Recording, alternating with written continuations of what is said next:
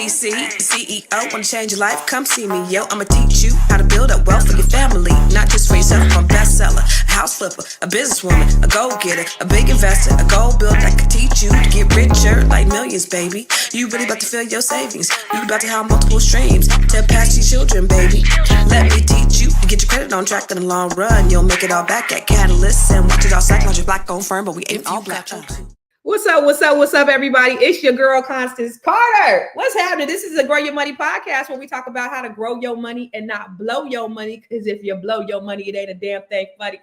Listen, you guys, come on in. I know. I told y'all that I wasn't going to be on Tuesdays, but here I am because I didn't come yesterday, and I know y'all missed me. How many people out there missed me yesterday? Because you know I always come on Mondays, and Monday Mondays is always lit because we try to talk about things to help you to grow your money and not blow your money. And so I didn't get a chance to come live yesterday, but go tell all your friends, go tell all your family that we live, and we're going to have a great conversation today. Okay. So if this is your first time rocking with us, there's a couple of things I need you to do before we get going. Okay. So there are rules to this. There are rules. So the first thing, so for all the people who are just watching for the first time, if this is your first time on here, put in the comments, this is my first time, because we want to shout you out. This is interactive. This is engaging. This is not anything. This is not a monologue. This is a dialogue. So in order for this thing to work, I need you to talk back to me and talk black to me. Okay.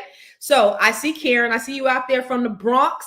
Hey, listen, one of your fellow New Yorkers is going to be on here today, and it's going to be a treat. So, and I want you to go and visit her place of business, but we're going to talk about it in a minute. So who else we got on here? I see you, Karen. Thank you. And so if this is your first time on here, put in the comments that this is my first time. That's number one.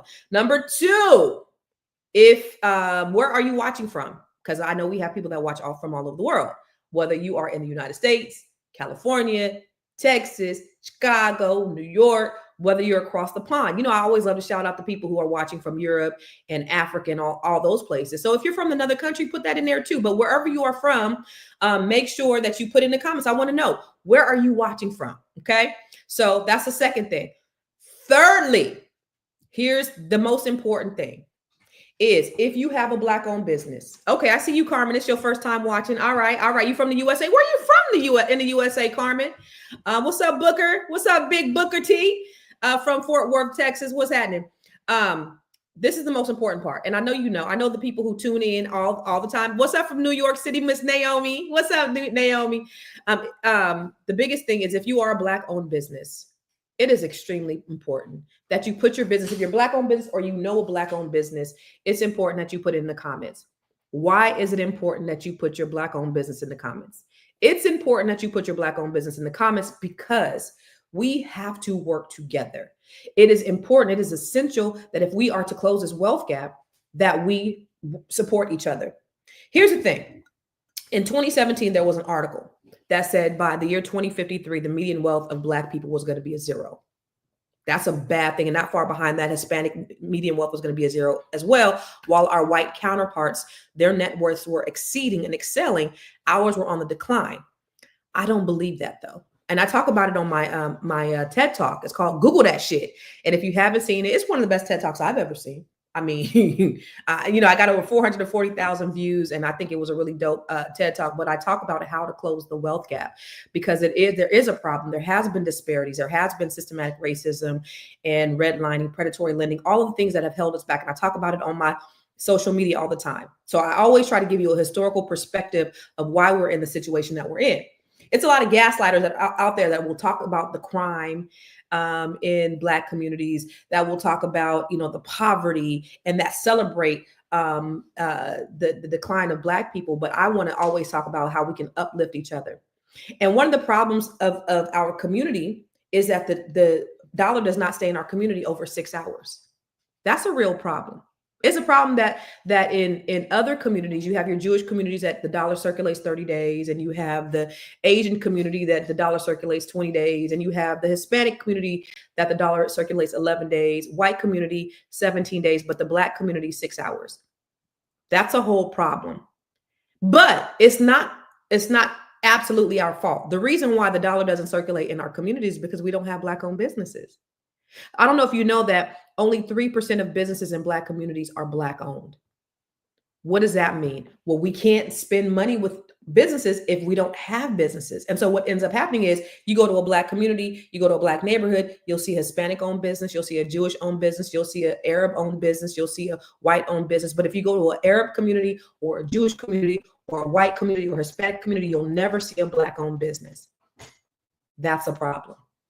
So now it is time for us to start creating our own businesses. It's time for us to build intergenerational legacies with our businesses. And that's the reason why I want to have this conversation with you today, because I want to talk to you about somebody who has created an intergenerational legacy.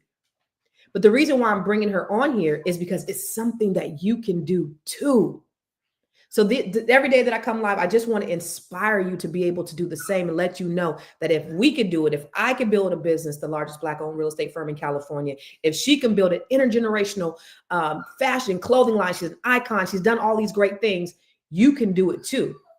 And there are some basic core things to the reason why she was able to do it. And we want to inspire you today to do the same thing. So Tyson said, I have a business idea. Help a brother out. Well, you know what, Tyson? Guess what? Last weekend, I just did a one-day training. It was called Bring Your Idea to Life. And you didn't make it. But that's one of the things that I did this weekend. And let me just tell you about it. Let me just tell you what the people who came to the training said. So you helped me be motivated to move forward, and you helped me build my confidence. You didn't make it intimidating, and you gave us a framework to go by, and you just normalized it. It's not as scary as when you think from the outside looking in. It's less scary. You gave a lot of information, so much in taking right now, and you were down to earth about everything. Allowed us to be free and to open up ourselves to you about how we feel, what we want to do, what we want to invest in. And you gave us a lot of tips that will help us to grasp what we need in order to move forward. And I appreciate that. You, I feel, have given each of us the things that we need. Each of us have our own individual strengths. And I feel that you just really helped us enhance that. And Sky said you've given us the confidence and the boost to know that we can do anything we set out to do. I know that we're all going to be successful in what we set out to do. I learned so much today, and I'm just amazed so much. I wish I had knew before I even opened up my business, going on someone else's advice, which didn't even really work out for me. But I learned so much as far as how the steps to start your business and to try to get it out there, and how important marketing is. I just have to believe in myself and know that I do have great ideas and continue to push forward. Know that there are people who are primarily probably in the same category with me, but just keep going. But this class was good because you allowed us to interact with you and you just not talk the whole time. I would say that you allowed us to be able to come off mic and say what we needed to say or ask questions, and it was very informative.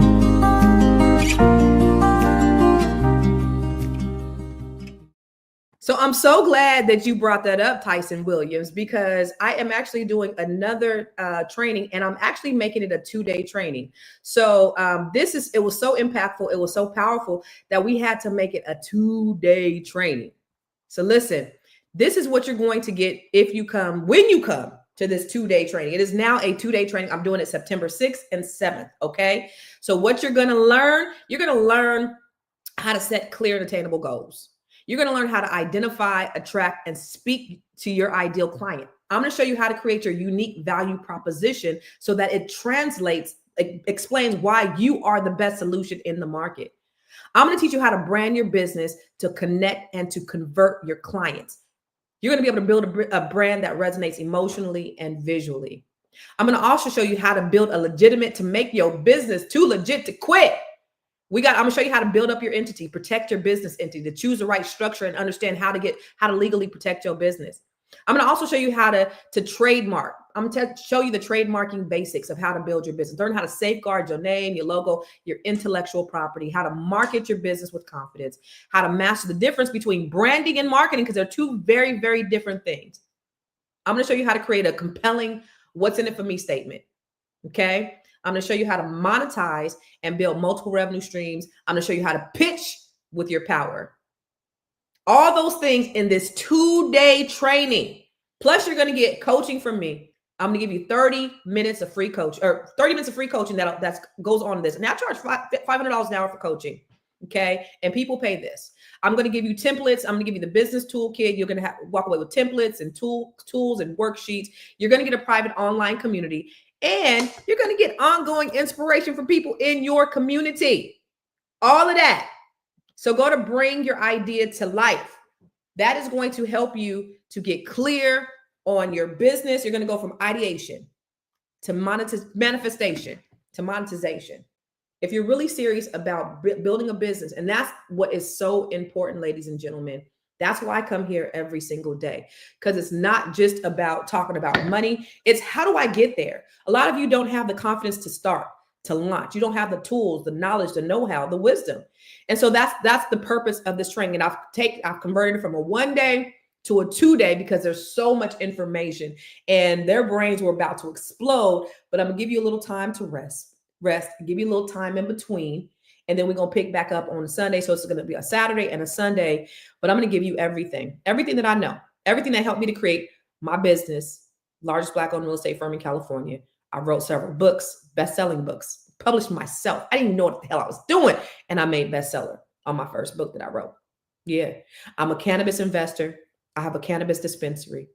I have, just several revenue streams. And I'm going to show you how to start with one, become the subject matter expert at one, monetize that, become an expert, and then you can branch off and do all of the other things as well. So if you are interested, I want you to go to Bring Your Idea, 2life.com. I don't have my helper here today, but bringyourideatolife.com. I'm trying to find the thing. Bring Your Idea, 2life.com if you want to sign up for this training. Okay.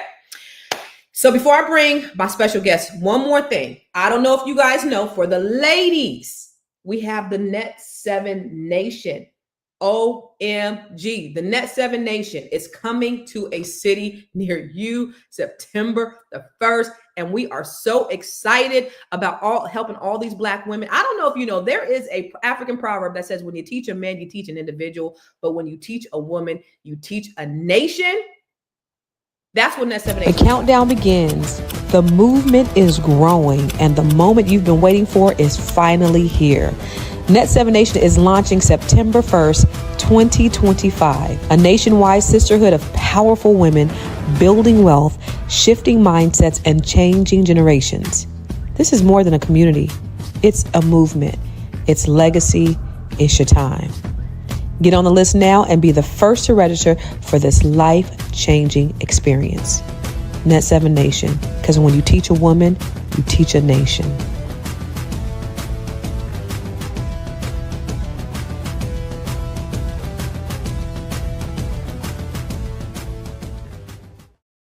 So let me tell you a little bit about what Net7 is. So after building my business, actually, you know what? I have a video. Let me just show you real quick. That way I won't have to bore you. I never thought I'd be starting over. After over 20 years of marriage, 4 beautiful children, and building the largest Black-owned real estate firm in California, I thought I finally arrived. Life was good. I was making money. I had a team, investments, a mortgage company. Everything I had worked for, prayed for, bled for, I'd built with my own hands. And then my whole world shifted. Divorce hit me like a wrecking ball. So I abruptly packed up my life. I left my business and I moved across the country. Not because I had it all figured out, because I needed some space to breathe. And what most people don't know is I was able to walk away and take a 2-year break because I had built passive income. That's what freedom looks like.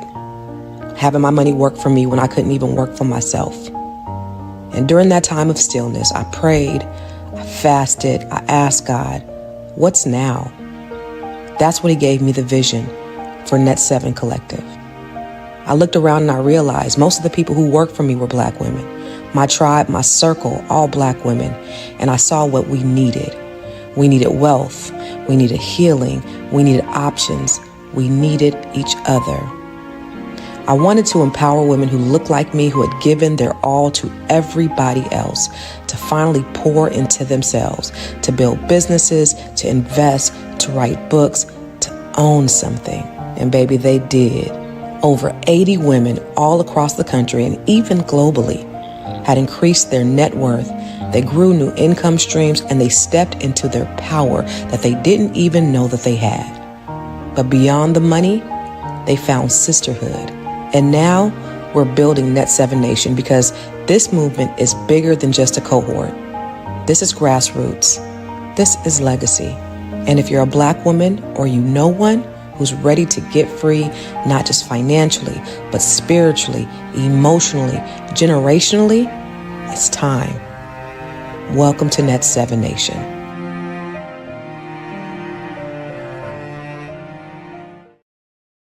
So we've basically taken our cohort, our inner circle of Black women from all over the country, from all walks of life that I coach, as a result of them going through my program, they've started businesses, they've gotten government contracts, they've elevated their businesses. We have doctors, lawyers, we have IT professionals, stay-at-home moms, we have real estate professionals, we have entertainers. All types of people have come through our program and they've elevated their businesses. They've increased their net worth. They started investing in real estate. They started investing in stock. They have created legacies for their family, for their children and their children's children. And so what we've done is we're taking that mission and we're bringing it to cities near you. What does that mean? That we are having local communities of Net7 Nation. Well, not only are you going to be learning virtually from our leaders inside our group, but we'll also have community engagement where we'll do local events and we'll do charitable events and we'll do just some networking so that you can be around like-minded Black women. And I know somebody on here said, well, what about men? I understand. That's why I have the Grow Your Money Club. I have the Grow Your Money Club. You can go into my training. I have over 30 trainings. That's for everybody. Black, white, man, woman, boy, girl. You can go in there. You can learn about real estate investment. You can learn about stock. You can learn about how to create multiple revenue streams, how to write books, how to create videos, how to do all of these things. That's for everybody. But my mission to close the wealth gap, because it always comes back to that. What is the need for Black people? The need for Black people is to elevate. Well, what's my contribution to that? That's what Black women. And so that's what Net7 Collective is about. So if you're interested in being a part of the collective, that's the inner circle. That's with me. And that's why I coach you directly. You go to net7bbs.com or you go to bookwithconstance.com. Either or. No, actually just go to net7bbs.com and I'll personally have a one-on-one with you and see if you would be a good fit for it. But if you want to become part of the nation, go to net7nation.com and I'm happy to have a conversation with you about what that looks like. Okay. All right. So for those brothers that said, what about the brothers? I do have the Grow Your Money Club. And that is where you have all types of trainings that's going to help elevate you. You know, people on here said, one lady said, y'all see, if you guys watch me regularly, somebody in the comments says she made $2 million as a result. Somebody else said that they've increased their credit score. Somebody on here watching this, so they've increased their credit score over 200 points. This is not me. I ain't say this. I didn't even think, because remember, if you weren't on here that day, me and Tiara was talking and the lady said she made $2 million. And I was like, dang, Tiara, she made $2 million. What'd you do? And she said, no, Constance, because of you. And I was like, oh, I had no idea. So this stuff, it works. It really does work. And I do it because, again, I see a need. Black people, I see a need. I love Black people. One thing I love almost as much as I love my family and my kids is Black people in general. And so I see a need and I just try to fulfill that need. And so that's the reason why I wanted to have a conversation with you about this dope. Oh God, I'm so excited. A dope individual.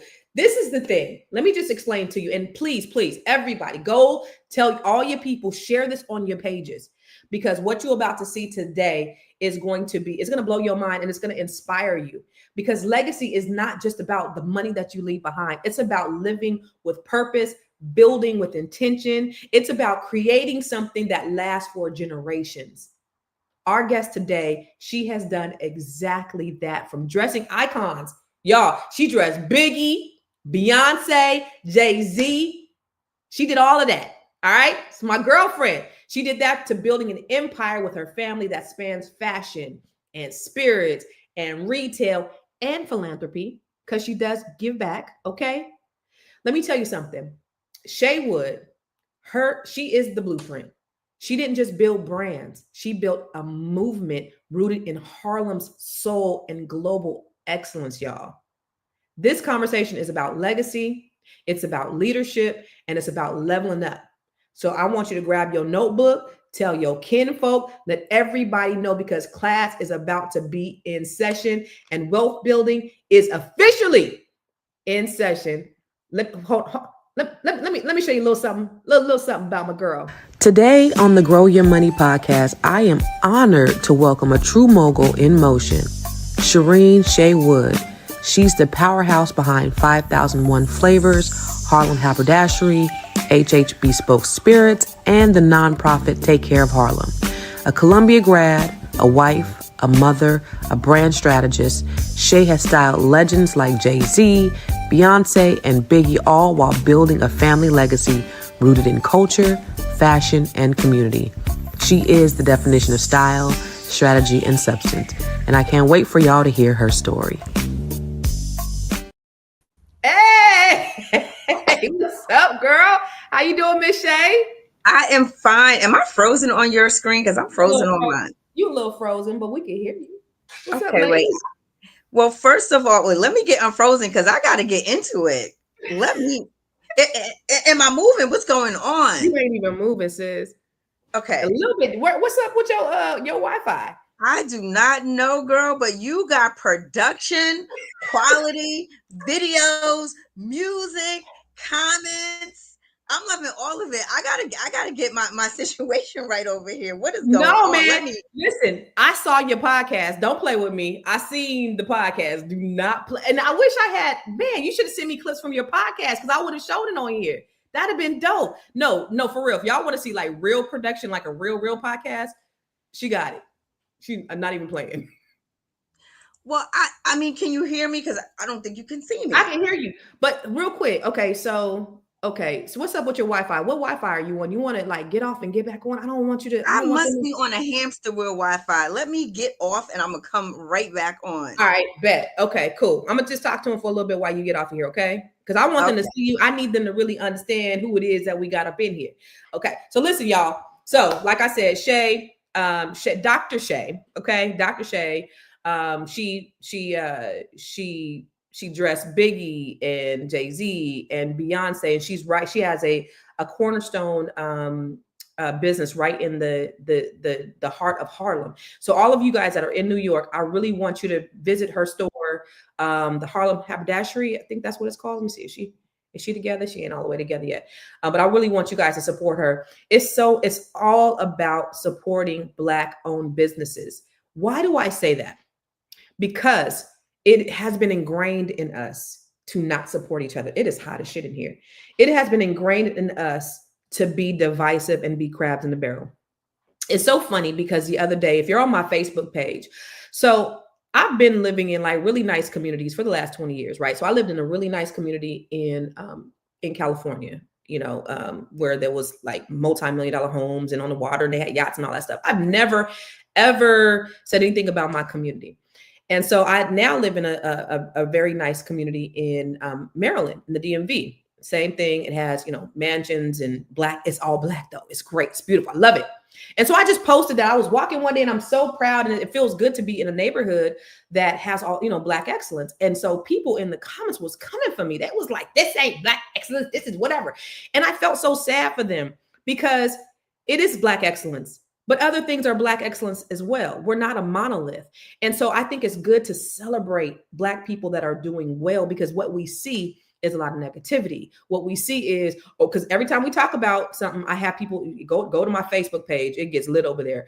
But I see people talk about, well, what about Chicago? What about all the horrible Black on Black crime and all this stuff? But then when you show Black wealth and Black affluence, I expect that from white people. It's sad when I hear it from Black people. So it's good to show Black folks that are shining because it gives us something to aspire to. Now, in my old neighborhood in California, we were the only Black people that lived in this neighborhood, an affluent neighborhood. People own wineries and they were, doctors and lawyers and all those things, but we were the only Black people. And when people would come to our home. When my friends' kids would come to our house, they would be like, does your parents sell drugs? That was the first thought. They didn't see Black success. And unfortunately, for a lot of people, they don't see Black success. And so I love to be able to go outside and look at these beautiful homes. And these homes are better, way better than mine. I am not certainly by far not the biggest person in my neighborhood, but now my kids can go outside. They can see somebody in a beautiful home. They can see somebody driving a beautiful car. And that is not the only evidence of success. That is an evidence of success. And they can aspire to say, yo, it's Black doctors, it's Black lawyers, it's Black professionals that are doing the damn thing. For me, that's Black excellence. But for a lot of Black people on that post, they was pissed. I mean, people was yelling. It was the straight debates because of these houses that are occupied by Black people. People were saying things like they don't even give back and they don't do this. They ain't worried about it. And I'm like, how do you know? So we got to get that crabs in the barrel mentality out of our spirit. That's not us. Y'all, Black people are communal by nature. We help each other by nature. You remember it takes a village. You remember they talk about it when our parents were growing up, how the whole neighborhood would come out to whoop somebody and all that stuff. You remember that. That's who we are. And so don't subscribe to this rugged, individualistic, Eurocentric way of thinking that is about, I'm going to get mine, you got to get yours. It's about coming together. That's what I want to promote. It's about practicing collective economics. That's what I want you to understand. It's about supporting each other.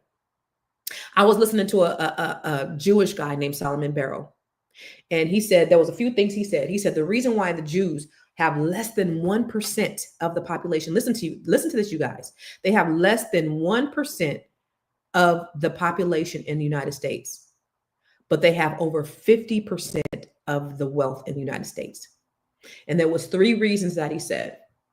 He said, one is because we talk about wealth with our children at the dinner table, right? So the expectation is that they're going to be business owners, that they're going to do something.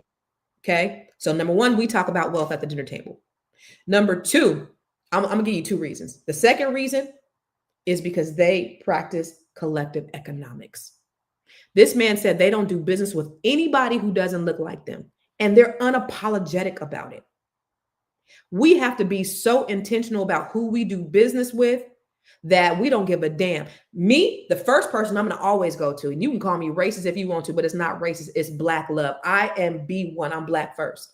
So I'm going to always support Black-owned businesses first, unapologetically. And if I can't find a Black business to do business with, then I'm going to go outside. And if the Black business, because I know a lot of people say, I don't do business with Black people and all that stupid ass shit. But if the Black business doesn't have quality business, guess what I'm going to do? I'm going to give them feedback. Number 1, okay? And then if they're receptive, because I've done this, if they're receptive, I'll go back. If they're not, I'll go to the next, but I'm not going to cancel out everybody. And that's how we need to start acting with one another. We have to be intentional. I said in the beginning, only 3% of businesses in Black communities are Black owned. So we got to start owning our own businesses. And that's the reason why I do the training. And number 2, we got to start being intentional about who we're doing our businesses with. I want to bring on Shay. I don't know if she's ready. I see her down there, but I don't see her picture on there yet. So I don't know what's going on, but that's the reason why I come live here every day, you guys. That's the reason why I'm so passionate about us. I used to always tell my agents that there's such a deficit in our country.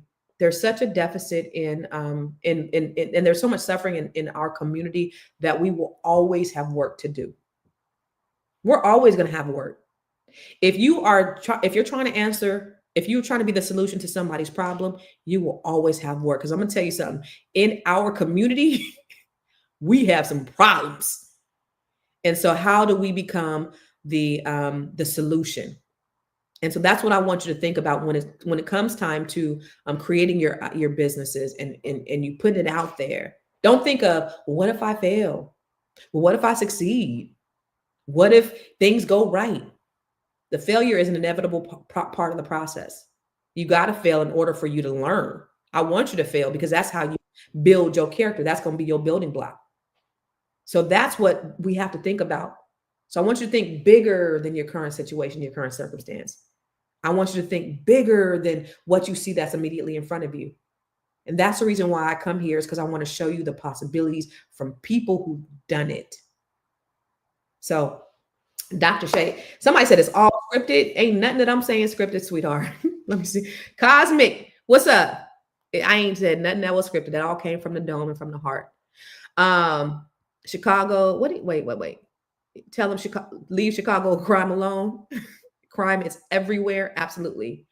What website are you trying to get to? Are you trying to get Charlene? What website are you trying to get to? Okay. Let's elevate one another. Absolutely. Absolutely. What's up, Tamisha? I'm so proud of Tamisha. Tamisha took the Bring Your Idea to Life training on Saturday, and I was able to put a name to a face. Now I'm gonna bring my good girlfriend, Shay. Shay, wait a minute. I see you down there. Can you see me? Can you hear me? I can see you. I think you can hear me. I don't know what is wrong with the gremlins today. All right, we're gonna just make it. We're gonna rock with it. I am so upset because I am loving the conversation. I tried to log on with my phone. What is going on? What is going on here? We good. But can you hear me? I can hear you good. I mean, well, you guys can't see me, but I'm cute. That's all I'm gonna say. that you are, yes, and that, yes. So you guys can listen to me and see me later. Check me out on Instagram. Follow me on Facebook if you want to see what I look like. I think it's gonna catch up to me. But I'm loving everything that you're talking about. I'm loving all your programs. I'm so excited to be heard here, but not seen.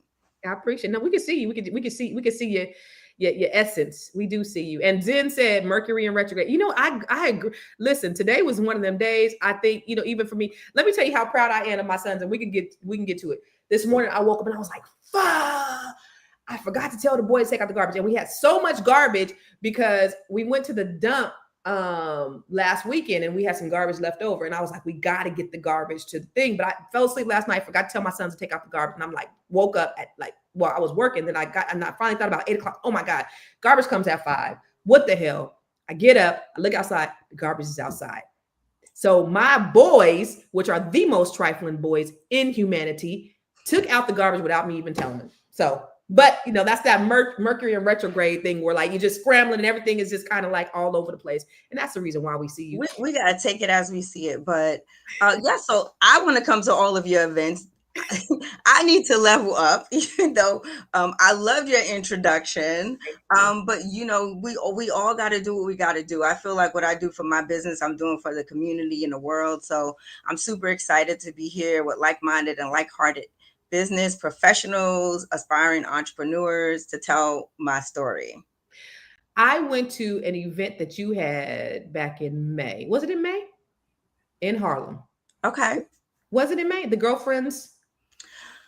Oh, yes, it was. Yes. That was so dope.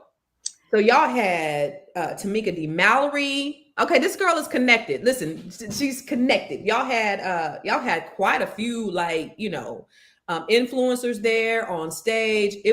But it wasn't even just about them being influencers. It was about the quality of the information that you guys were providing. What was the purpose of that, your conference? And when are you guys going to do it again? So that was part of the BFF experience I do with my sis, Dr. Natasha Leith, also known as Talk to Tosh. And that was an extension of our Support Your Girlfriends group and how we as Black women professionals, we come together, we amplify sisterhood and business together.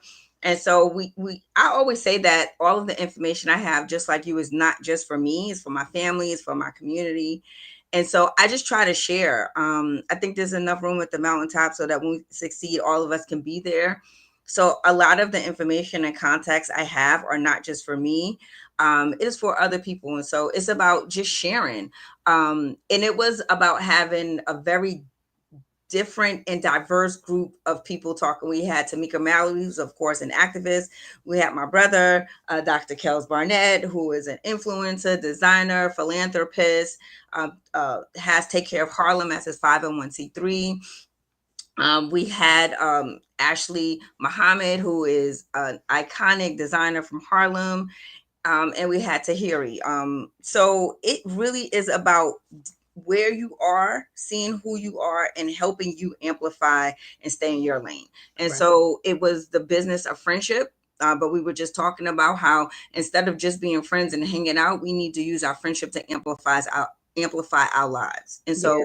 we had another one in the Life After restaurant, but we're going to have another one coming up. But I'm just about, being in any type of platform that helps amplify my people. So tell me why is friendship so important to you growing your wealth and growing your legacy? What is it about friendship? Why is it important to have these friends? Well, it's not only friendship for me, it's also about family. If you know anything about me, I'm a multi faceted person. I have a lot of different brands. I'm part of the first family of fashion. I have multiple brands. Started out with one, didn't know that almost 33 years later, I would have several. And for me, it really was about changing the trajectory of my family and the history of my family. I heard you talk about your TED talk. I did a TEDx Harlem talk. In my TEDx talk, I did talk about how to build life legacy and brand legacy. And what I talked about was me being the first legal entrepreneur in my family. And for a lot of people, they can understand what that means. I have a lot of hustle in my blood from my dad. Like you said, legal entrepreneur. I heard that. You heard me, and you know exactly, and everybody feels that. I mean, so I got the hustle from my dad, but he was on the other side of the law. Mm. But they have the same skills, but don't have the right influence because it's still about hustle and marketing and economics and customer base and doing what's right. And so I feel like we as Black and brown people always have the skill, the talent, but we don't have is a way to formally monetize our skills. I mean, how many people making good dinners and fish fries and can braid hair? We always do the most. We can do everything with nothing. We make something out of nothing all the time. And so for me, not really knowing what I was doing when I started, my goal is really about how to help my Black and brown family and community members monetize their skills, not to only create a business, but a transferable business. I know you and I talked behind the scenes about not just having a business, but having a business that you can gift to your child or will to your child and transfer. Mm-hmm. And so these are things that I didn't know when I started, because I just started to get to the money. Yeah. That's where we all start. I started my first business, 5001 Flavors, in 1992 at a college dorm room at Columbia University. I was a junior. I was 20 years old. I was on a typewriter. I didn't even have a computer. I had a typewriter with no correction. I had a whiteout. I made an invoice. I submitted to Uptown Records and started my business with my, then boyfriend, now husband. And so 33 years later, my custom clothing company, 5001 Flavors, has grown into a multi-brand, multi-generational enterprise. So let's talk about that. So you started out with 5001 flavor, 5001. Yes. Okay, flavors. Then you went to where? So give us a timeline of all of the brands and how they came from each other, because sometimes what people try to do is they try to start off with multiple brands, right? They try to start off with because the Bible says we should have 8 revenue streams in case of disaster strikes. So we should all have other revenue streams, investments and things like that. But people try to do too much. And one thing I tell people is become the subject matter expert at one thing, and then it will open up the door to all these other things. So I want you to kind of go through the timeline of, starting 5001 Flavors and then how all the other things came about. Absolutely. So in 1992, I was going to school at Columbia University. I was sociology, which was pre-law. I definitely wanted to be a lawyer. Back watching the Cosby Show, was either lawyer or a doctor. You didn't really have anything outside, of aspiring to be anything. I lived right above the law school, and I was like, these kids do not look activated. So I was kind of questioning why I was there and what I was doing. And like I said, my husband Guy was always he was my I was dating him then, but very fashionable, and literally came to me one day and was like, I think I have an idea, like we should start a business. We started 5001 Flavors after him going to some industry shows and parties and getting recognitions for how he looked. And so we started out with styling. And so 5001 Flavors is a custom clothing company that caters to various personalities in the entertainment industry.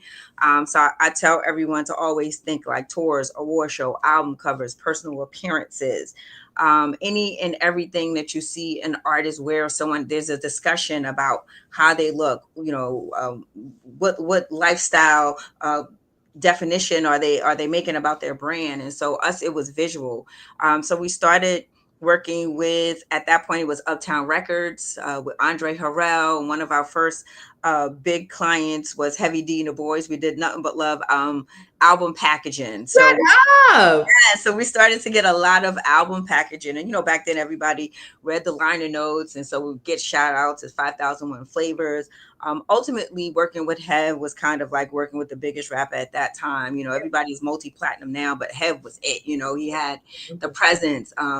He was able to translate a rap career into a movie career, and into acting on Broadway. And so you started to see how clients kind of had these brands that extended beyond. And so once Hev wore our stuff, and then it was like just referral, a word referral, word of mouth, the photographer that we work with. So literally from Hev's photo shoot, we had 10 other items, to do 10 other shoots. We started working with Horace Brown. We started working with Puffy when he did Bad Boy. We worked with Mary J. Blige.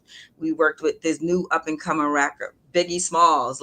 So we would go from people from unsigned hype to mega stardom. Wow. And so literally from one photo shoot working with Hev, by the next year we had over 100 clients, and have been working, like I said, since 1992. So our clothes can be seen on Lady Gaga, LeBron James. Oh my God, I don't know. I always draw a blank. Cardi B, Mariah Carey, Whitney Houston. So our clothes are in the Smithsonian, What?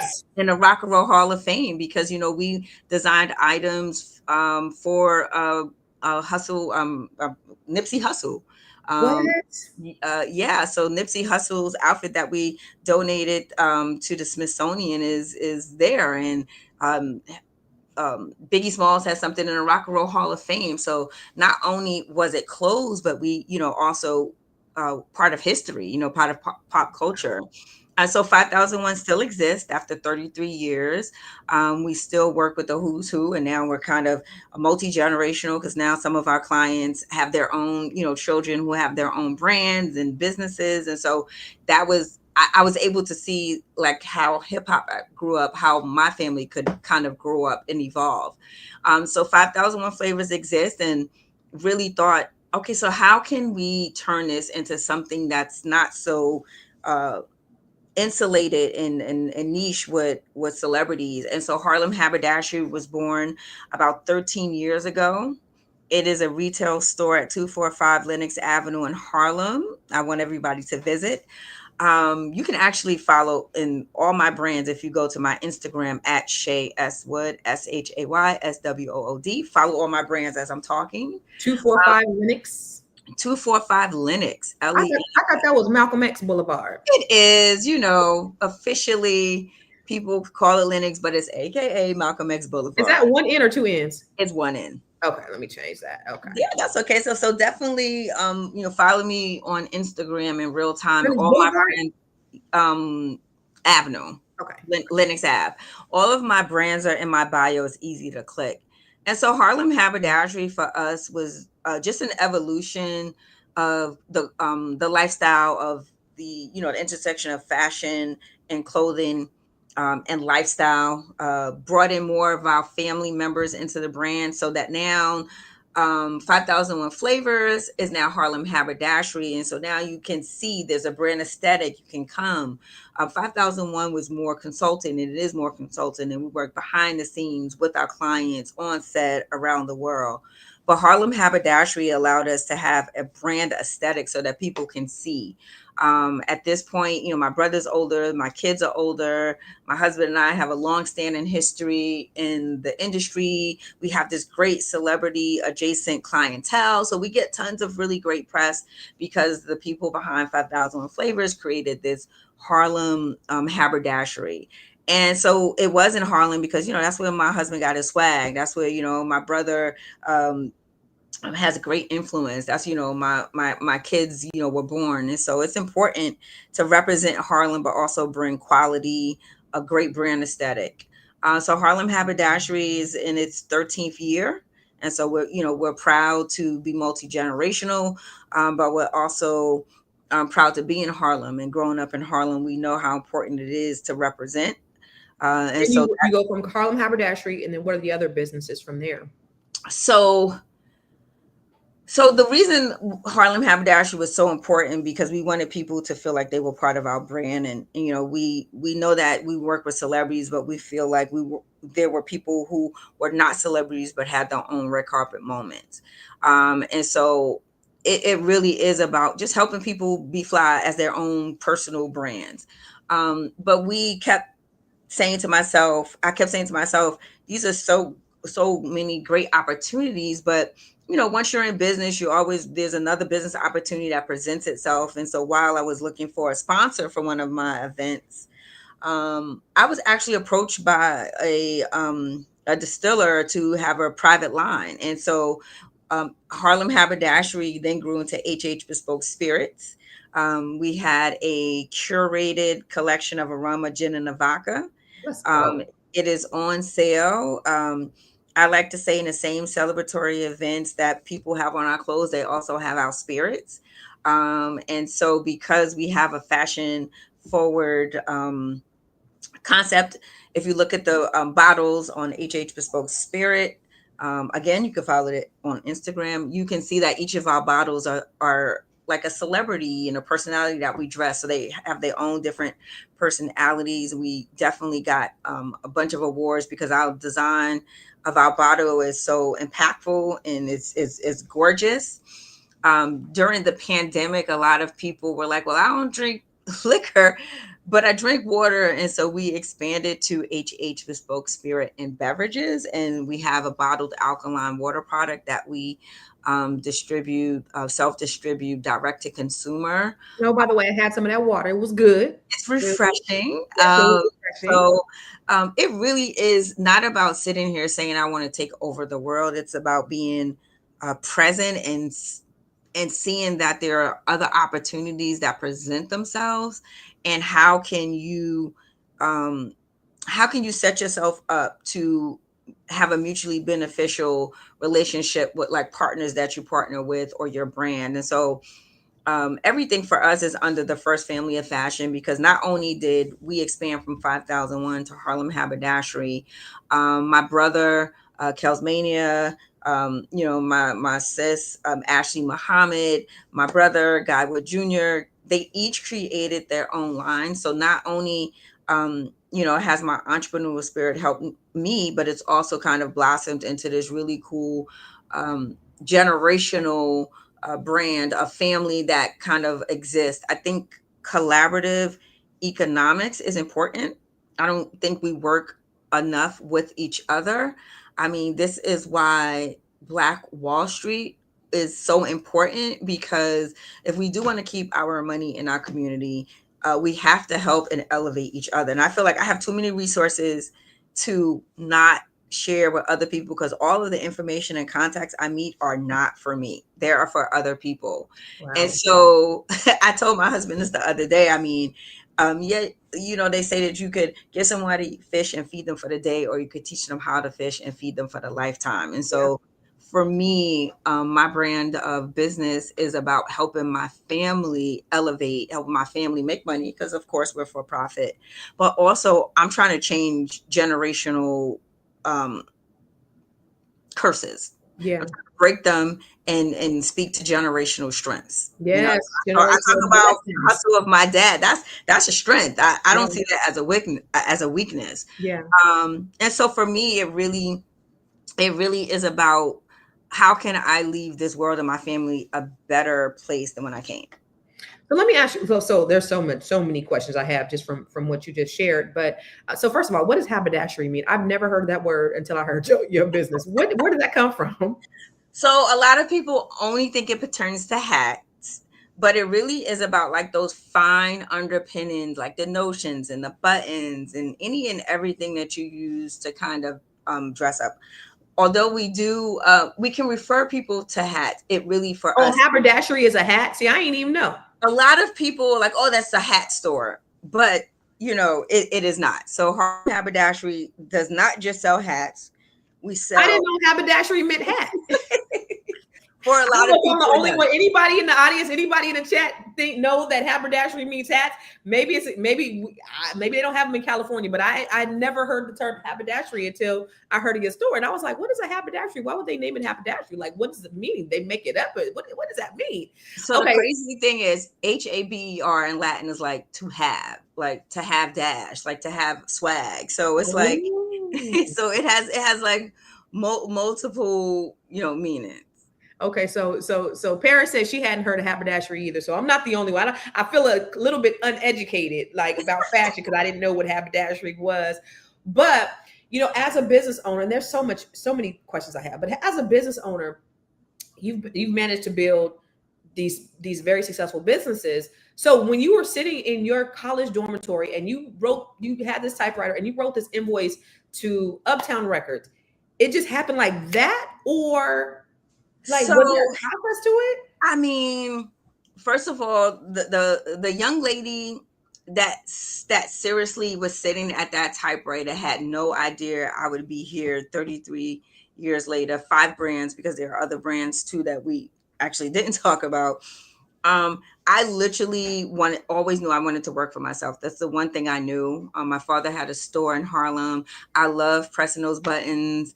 I love the one time he told me I could keep the profits from the sales, and I was hooked. I made like $100 and something that day.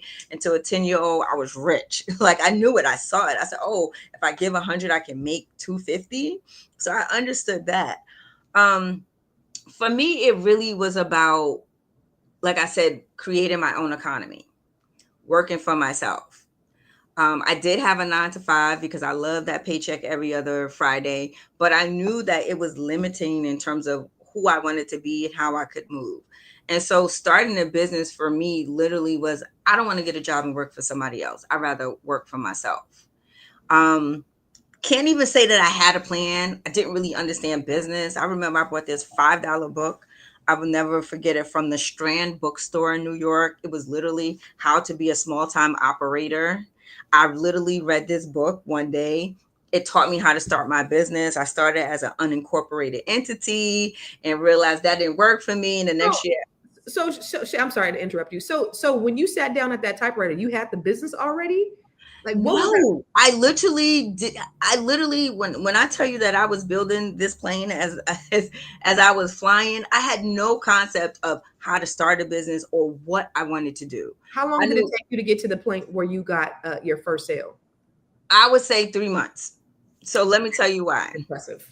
So a guy came to me and was like, I don't even know how you at Columbia. I don't ever see you work. He said, but you must get this stuff done. He was God or Guy? Your husband? Guy. Yeah, Guy. My husband. My husband's name is Guy. Okay. And so he was like, yo, we got to start a business. He was like, because whatever you're doing to get to an Ivy League school, it is phenomenal, because I don't see you work. So that means you must be getting to it. And I was like, oh, I could do this all day. I could be behind the scenes. So I was the administrative and organizational. And Guy was always the talent. It's easier when you have one person that does one thing. It's a business, Stay in your lane. He was absolutely the creative force. So he loved fashion. His mom was a seamstress. Had a very good eye. And so we literally came up with a concept that I would be behind the scenes, the magic maker, administrative and organizational, and he would. At that point, we were just doing styling. And so we realized like we were styling, and styling was kind of new. It was the early 90s. It was the intersection of sports, music, video, like all that stuff coming together. And so we were just trying to create a story. Instantly, we knew that, okay, so now we have to make these clothes because the clothes we want for have don't exist. And so custom clothing came. And that's one thing also about an entrepreneur is that you have to be able to pivot. And so instantly we were able to pivot because what we thought we were supposed to be doing, we realized that there was another opportunity. Sometimes we're so connected to this is what I'm going to do, and you don't realize that if the market is telling you no, or if technology is telling you you have to change, that you got to sit down with that roadmap and then draw that arrow the other way. And so instantly so we have to incorporate custom clothing because what we want for Hev is not there. We can't just buy. And so literally we started out with one tailor. And we would make clothes, talk to the production company, the talent. What do you need? This is the colorway. And then we would show up on set. The thing that helped us is that hip hop was young, the money was right. There was a need for our services. Music videos were it was almost like the right time. And so the market received us so well. And so it was easy for us to go from that one job to leave that one job with 10 referrals. And referrals come from everybody. That's why you got to do good business and do great business, because the photographer was a referral.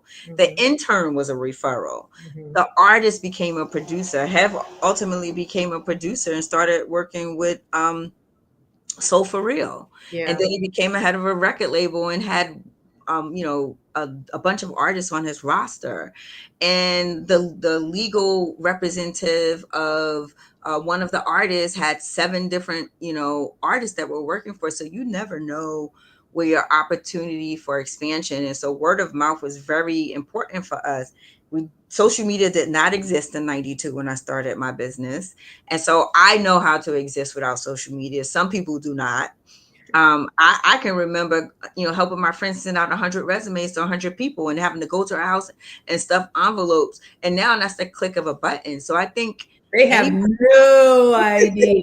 Like you have everything at the palm of your hand. You realize that we have more technology than when they put the man on the moon. Like what we have right now, there's no reason why people should not be successful in one way or another, because you have access. It's just how you spend your time. But there was so many things that you said, so many nuggets. Because first of all, you said 3 months. I want to just capitalize on that because that's rare. Everybody's not going to get there in 3 months.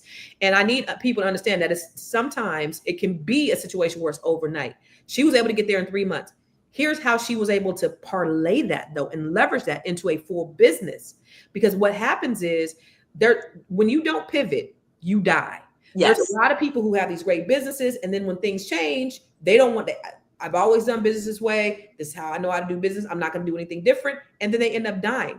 But she was able to, fortunately for her, take her business, create her first client in 3 months. Number one, she did good business. Yes. Then she took those referrals and she leveraged them.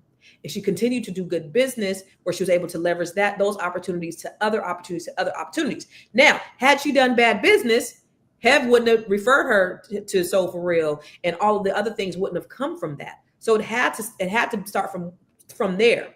But I do want to ask, because in entrepreneurship, as business owners, there's feast and famine. Everybody goes through that. Absolutely. Good and you have bad. I've been there.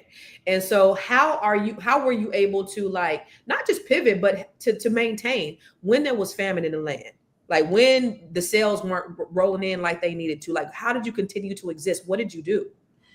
So there were 2 things in the early days that, one, you have to get used to running your business. So that's always a learning curve. You figure out what to do, and then you figure out what not to do when you run into a problem. So there were a lot of, learning.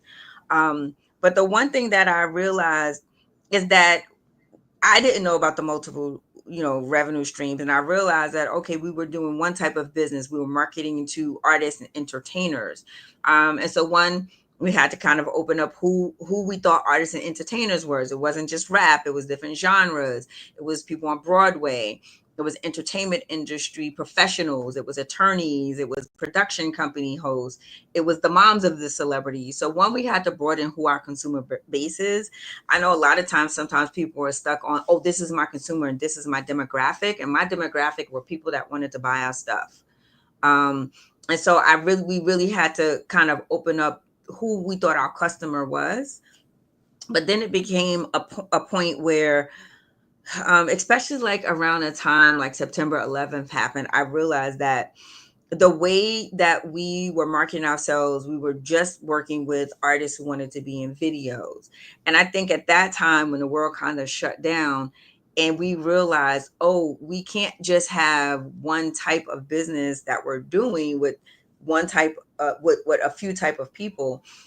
The way that music was distributed started to change. People weren't coming out with these huge budgets.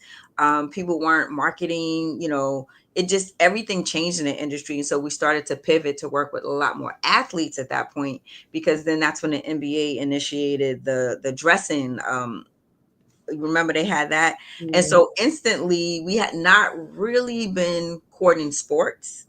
Athletes and entertainers were primarily our main focus. And so now we had a huge realization that we were limiting ourselves by staying in a certain lane.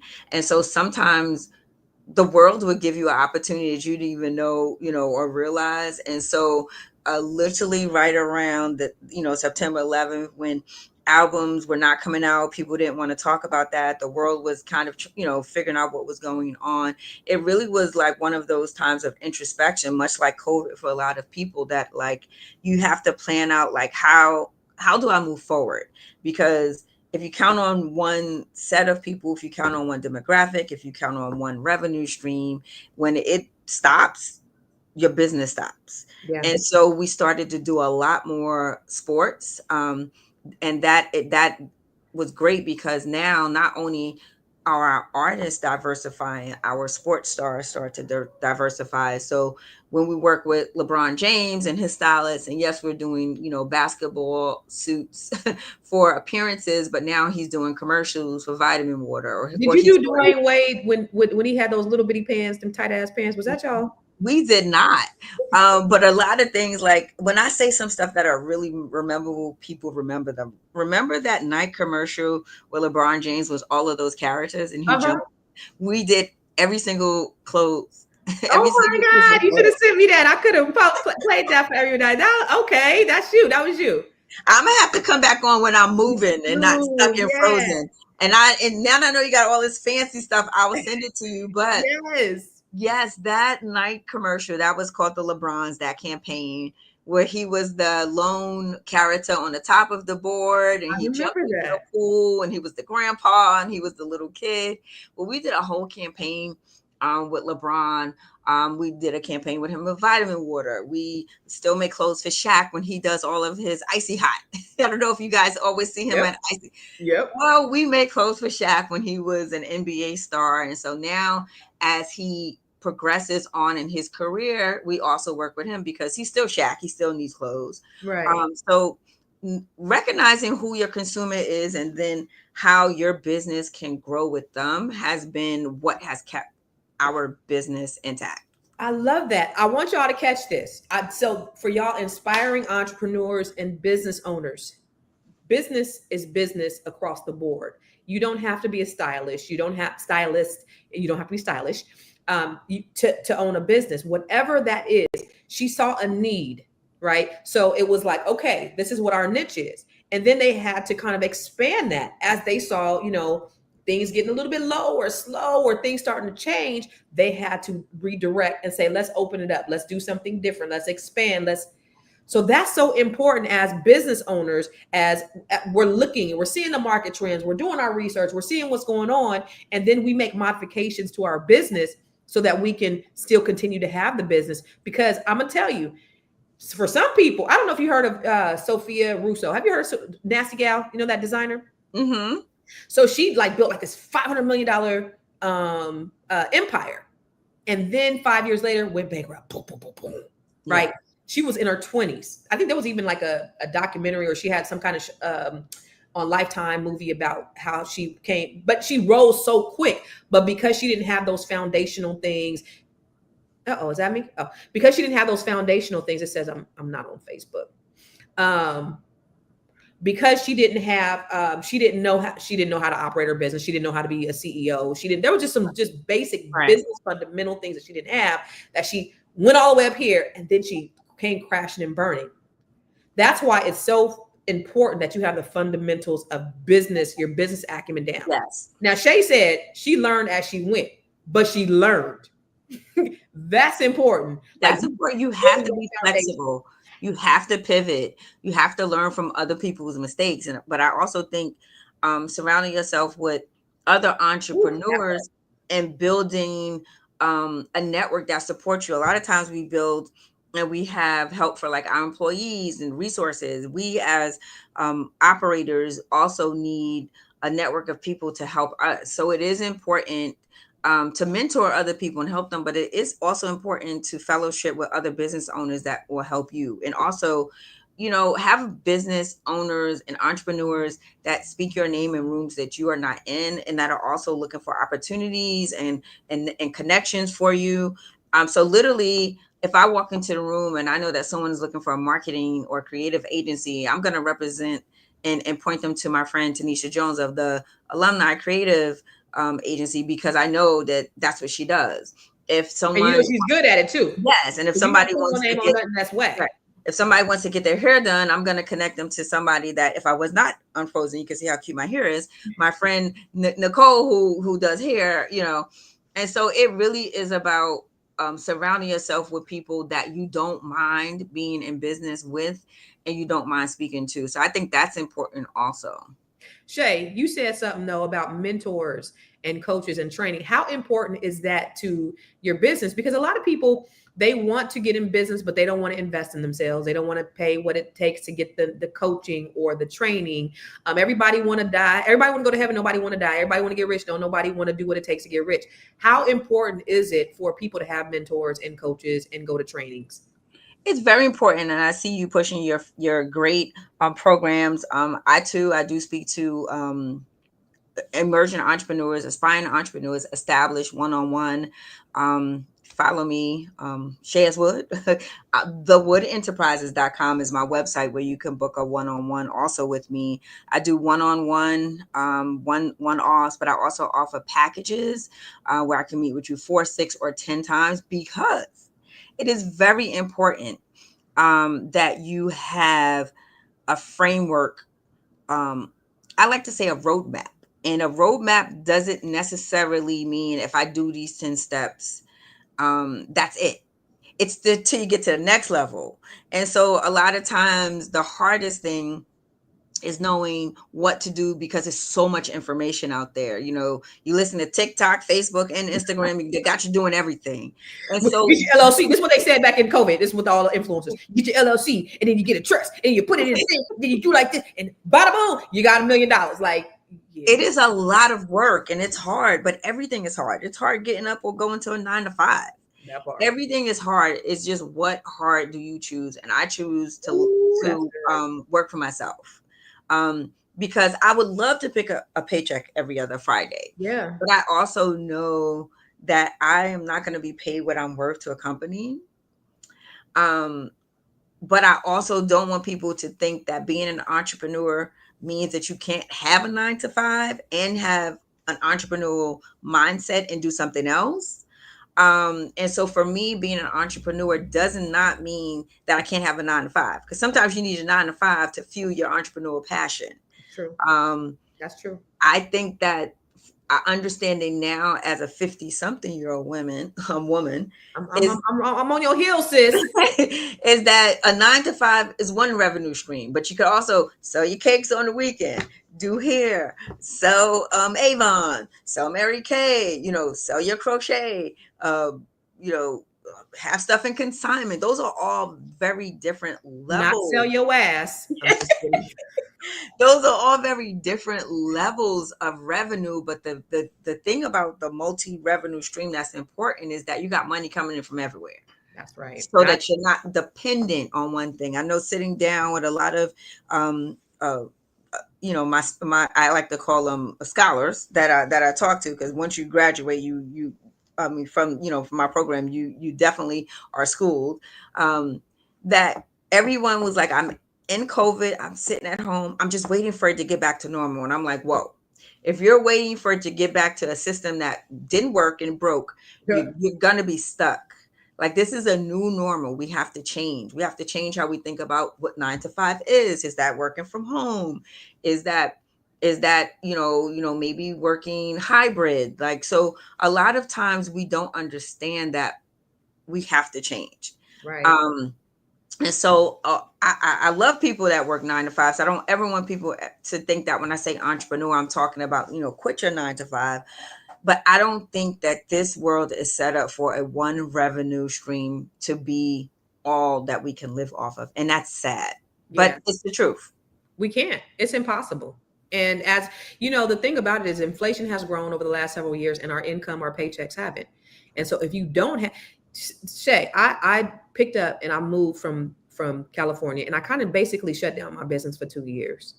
And had I not had multiple revenue streams, there's no way. And if I hadn't had investments, there's no way I would have been able to do it. And I'm grateful for it. And so it gives you the opportunity to choose, your life when you need to make a decision. If the rug gets pulled from under you, if you lose your job, you don't lose your life. And so we have to think bigger. My sister just lost her job. She got laid off and she was totally shocked. I'm like, why are you shocked? Mm-hmm. It can happen. Like, did you really think you was going to be there forever? At any given time, they can choose to no longer employ you at any given time.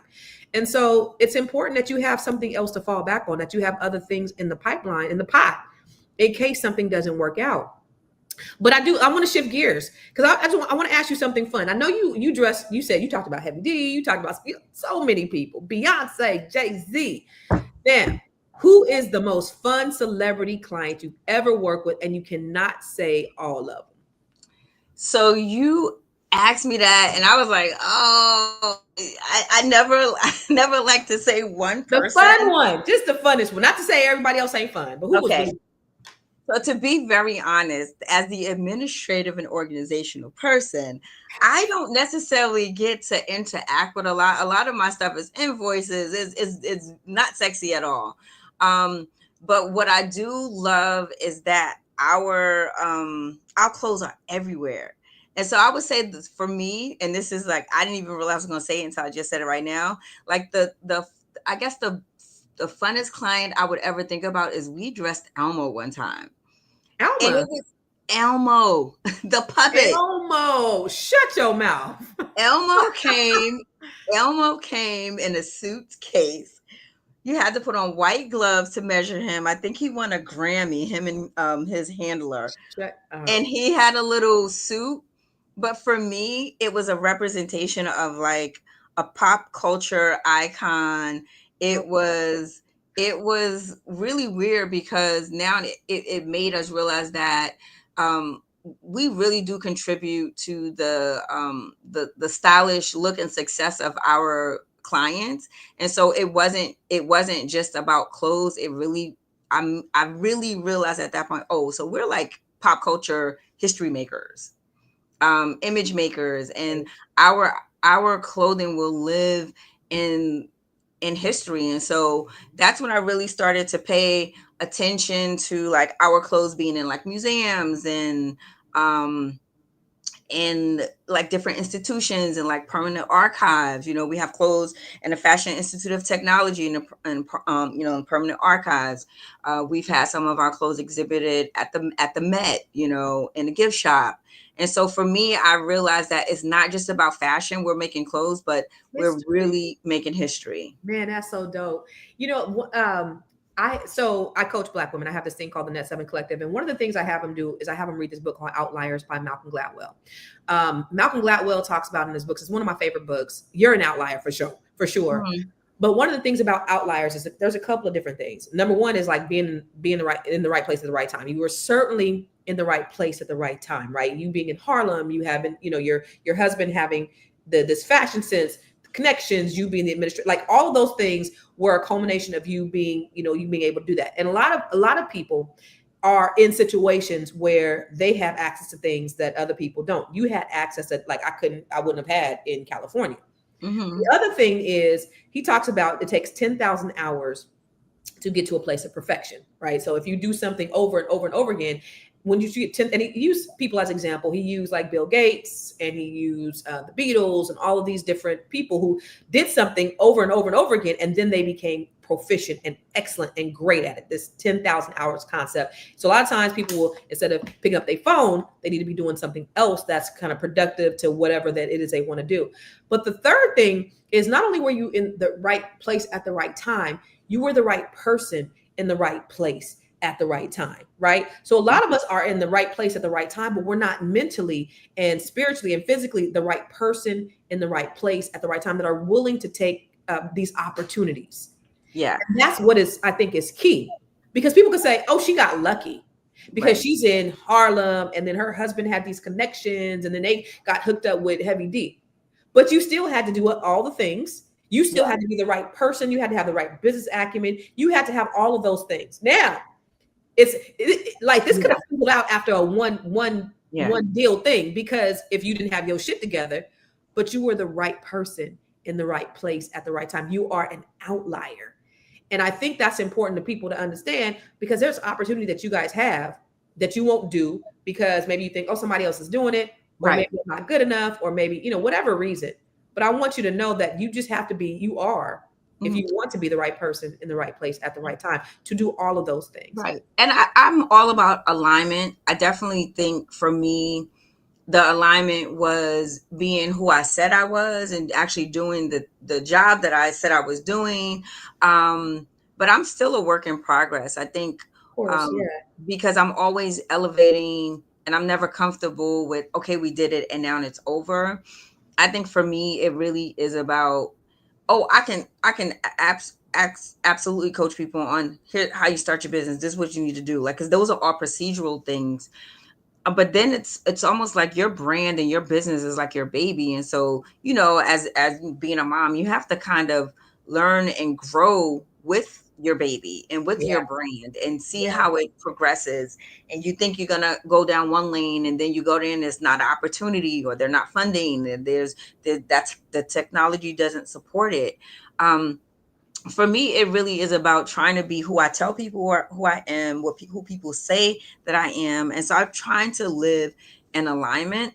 But I also know for me that I didn't have these opportunities. I went out there and got them. I didn't know Heavy D. We didn't know Heavy D, but we had a strategy. And so the strategy doesn't always mean at the end that you get what you want, but you learned a lesson, you got a good referral, you followed up. I believe what's for me is for me. Yeah. And so I'm trying to just go out there and get what's mine.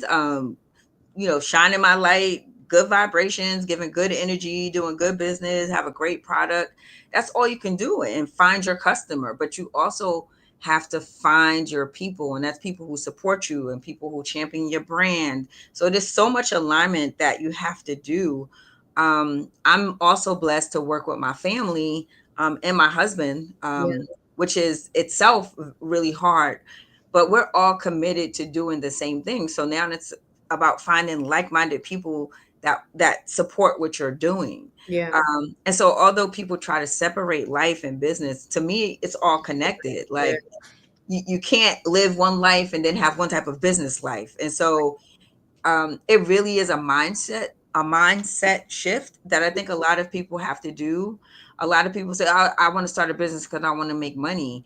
And that's not going to be helpful when you realize how much of a commitment it is, and how much of a family job it is for you being an entrepreneur, and how your family may need to help you or support you and do this or repost and like.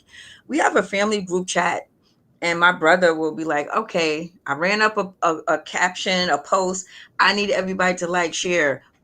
You have to work in collaboration with other people. And I think for a lot of people, being a sole entrepreneur to them means that they're a lone wolf, and you can't work like that. You have to find a community of people, family, entrepreneurs that support you and that you can support. I'm all about mutual beneficial relationships. Mhm. So it's not about just taking from somebody. A lot of times people are like, oh, I want you to be my mentor and I want you to give me everything I need. And that's, you have to pour into someone. Reciprocity. Yes, you have to pour into someone before you can take out. Right. Yeah. So the most important thing is I love talking to entrepreneurs, and I always ask them, what's your why? Why are you doing this? If it's I just want to make money, I could feel you. Mhm. But a lot of times, what's the why? That's Like, not sustaining. That's not going to last. yeah, Because when you get tired of it, and when the money ain't coming in, then you're going to give up. Yeah, and for me, my why was I'm trying to change my family history. I say in my TEDx talk that my brother was our generational curse breaker. He was the first male in my family that was not incarcerated, that Wow. went to college, that got a master's, and that was because I said before, it's like, generational curses ran into my family until they ran into me, and I Mm. decided I'm here to change my family. And so for me, entrepreneurship has been what changed my family's generational curse. I love that. So many things I want to say from that, but I do want to ask you this, because we're going to wrap it up. We've been on here a while, and I know you got to get, but I know I mentioned in the beginning, you have a podcast and you recently launched it. I think it's called Family Style. It is. So yeah, there's a few more things that I do. I'm also board president of Take Care of Harlem. That's my brother's That's your nonprofit, right? That's my brother's 501c3. We call it the philanthropic arm of Harlem Haberdashery. We are deep in our Cool for School. That's our hashtag movement. We just did a college shower. So if you follow me on Instagram, please do. You see that we are still collecting for our college shower. We collect items off of the registries so that we have 2 young people that we support. So when they go to school, they have everything they need for academic and social success. We also have a school supply drive where we outfit 1,500 kids a year with backpacks and school supplies. So we have that coming up September 13th. So you'll start to see me ask for some donations for the kids to go back to school. So that's our philanthropy, because we do believe that you can't just consume from the community in Harlem. You have to give back. We want young generations to see that you can be from the community and thrive. My family is a wonderful mix of funny personalities, and we would have our monthly all brand strategy call meeting, and we cannot get any work done because they're talking about 17 unrelated things that are funny, discussion, a debate. And so I said, we need our own show. So ultimately we started our own podcast, HH Family Style. Again, you could follow through my Instagram. It is a podcast. We are on our 3rd episode. We're live on YouTube on the HH Family Style. So please like, subscribe, comment, watch, share. We're about to put out our audio version of our podcast. But yeah, so we're looking and talking to some great networks about our great conversation. But it's called HH Family Style, but we do not mostly talk about fashion. We call it that because we have every person in our family bringing a little bit of something to the table. We talk about mental health. We talk about Black excellence. We're talking about, growing up in New York, breaking generational curses, how we can influence our kids to be better people. And so it's a really frank discussion between the generations of our family. So it is a great expansion, and you get to see 4 founders, 1 family, 1 legacy. That is true intergenerational legacy. Oh my God. So, Miss Shay, you are so multifaceted. Was there any other businesses that you had that you didn't mention? Because you said you had 5. And then the my coaching that I do through the Wood Enterprises, I do my one-on-one, business consultation. People come to me with fantastic ideas after I talk, and they want to talk my head off, and I'm like, hey man, let's just do one-on-one because personalized. I think that everyone has their own why, but they also, you know, in the comfort of a one-on-one discussion, have things that they don't want to say in group settings. So that's always great. And then I also offer different coaching packages. But, you know, it's important to have your own business, but it's, like I said, it's important to also help others, you know, gain the autonomy of being of being entrepreneurs and getting into entrepreneurship. So there's a few things I do behind the scenes. You know, I'm still kind of the matriarch of the first family of fashion. So give a lot of advice, you know, to my brothers and sisters and cousins, but also take a lot of advice because the young kids here are taking over. And so we can learn, but we could also help each other out. That is so amazing. So before we head out here, do you have any final thoughts that you want to share with the audience and where they can find you? I want to make sure that you guys go follow Shay. You guys watch her podcast. You involve. There's a lot of people on here from New York. Make sure you go out to Harlem. Go to Harlem Haberdashery. Say hi to. Are you in the store at all, Shay? I'm not in the store. Usually on Fridays I am. Okay. So on Facebook and LinkedIn, it is my full government name, Shireen Wood, ShareneWood. But on all other social medias, I am at Shay S. Wood. That's ShaysWood. I can tell you Instagram is probably the easiest way to get in contact with me. Follow me. Through my Instagram, you can link to all of my wonderful first family fashion brands. You could follow the podcast. But definitely then on YouTube, look for me at HH Family Style. Man, let me tell you something. If you got some nuggets today from Miss Shay, and we're gonna have to have you back because I gotta let the people see how beautiful and gorgeous you are. I know if they go to your page, you'll see, but I really need to see people. I need people to see what you actually look like so they can really, really hear and see beauty as well. Because I'm not frozen or stiff. But as long as they can hear me and I feel the love and I see some of the comments, I'm trying to look at everything at one time. I'm not, great about the gym because you rocking this platform, Constance. I'm so proud of you, and thank you for your recommendations for me. Like I said, we learn, but we can also share. So I don't have no problem telling everybody I'm going to go do my living trust for my real estate transaction. Thank you, Constance, for that. I'm doing it Tuesday, and next week I'm going to talk to my brother and do his. So yay! I'm moving. Yeah, so her and I had a conversation last week, and she was like, well, wait, you got a mortgage company? Wait, let me ask you a question about some real estate. And so I said, hey, but here's the thing I love about Shay. She's not just a hearer, she's a doer. Like, she did it. Like, she had the living trust done. She's like, I said, and I checked in with her dad. I said, hey, she told me she had it done. I was like, dang, you are so freaking dope. Like, you did it, because people will, get it. They won't do it. And she said, I said, so what happened? She said, I'm recording it today after I go live with you. I'm gonna go down there and get it recorded. I got everything done with the D, everything. Like, she did it. So did it.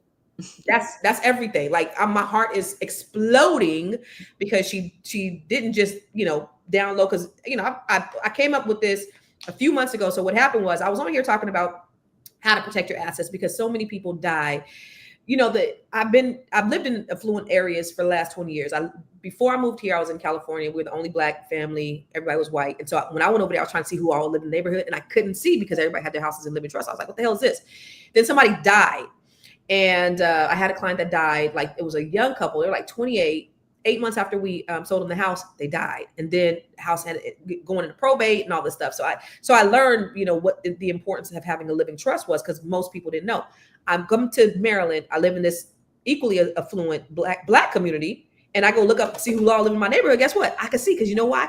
Nobody got living trust. Nobody. So there's a difference in how we, we're trying to build wealth, but we got to protect our assets, and we got to pass them on. And so we were having a conversation on here, and I said, I was updating my living trust because I paid $3,000 for my living trust, and I was updating it on ChatGPT, and I was like, all you gotta do, blah, blah, blah. And I was like, let me go ahead and make a ebook on how to create your own living trust using ChatGPT. Did it, came up with ebook, put it out there. Hundreds of people bought it, maybe even thousands by now. And you guys have bought your ebook, and people are making their living trust. So that's what Shay did, is she was able to create her living trust. and now she's getting ready to go record it, which is wonderful. But let me tell you what I love about this conversation with you, Shay, is that your story proves that your idea, when you have a vision and when you have a strategy and when you have heart, because she said, what's my why? This can also become intergenerational legacy. She didn't just build her brands. You built the blueprint. And so you have, the thing that you could take and you could put anywhere. That's where the real power is. That's transferable. Yes. Right? That's transgenerational, but that's transferable. That's how you were able to create all these different businesses. And that's where the real power is turning what's from your head into something that can really change lives. It could change families. It could change communities, like the philanthropy you guys are doing. The fact that this is your business, you're practicing collective economics. You have the entire formula of what it means literally to be Black excellence. And I love that about you. And I'm really, really proud of everything that you're doing. So, thank you, Constance. And I wish that for everybody. I wish everybody could have the mindset shift and the alignment with who they are and who they want to be. I think it's really important that if it doesn't serve us, that we love ourselves enough to change it. I think the hardest part is, I wasn't born into the family. I don't know. I think that everybody is worthy of a mindset shift at some point in their life to get to where they want to go. So you are there, I am here. You just have to go out and get the resources to help you get to where you want to be and who you want to be. That's it. It really is a decision, Shay. It's really a decision. And I think once you make that decision, God is going to do everything he can to make it happen for you. But you got to be intentional, and you just got to make the decision. You got to stop sitting on that thing. Like, you just really just got to do it. Yes. Just do it. Just be like Nike and just do it. Like, stop allowing fear to get the best of you. That's the reason why I did the Bring Your Idea to Life training last weekend. This is going to be a monthly training that I'm doing. And I've taken it from 1 day to 2 days because I want to help other people that have an idea, that have a dream, a skill, a business, to bring it to life so that they can take it, go from ideation to manifestation to monetization. Yes. So I'm doing that's key. Monetization is key. Yeah. Ain't nobody working for free, sis. No. And even in charity, you don't work for free. You work for donations. Exactly. So I'm doing another training on, I took it from 1 day because it's so much information, because Tamisha was there. She said it was so many gems. But I took it from a 1 day to a 2 day because it's a lot. And it's like, drinking from a fire hose. And I want to make sure everybody gets what they need. Of course, there's all these other things that are added into there. But if you guys are interested, I'm doing it again. Bring your idea, the number 2, life.com. Sis, I got to have you on here again for real. Because yes, I got to get my technology together. I'm going to be back, and I'm going to be even cuter that day. How about that? Hey, damn. Girl, go stay on here real quick after we go off, but go and get your living trust recorded. And I want you to show me when you've gotten it all done and everything is set up. Because your mother-in-law's, you said, in her 90s. And so this is really critical, because you don't want anything to happen. You're protecting your family. And so I commend you on that. Thank you. Yeah.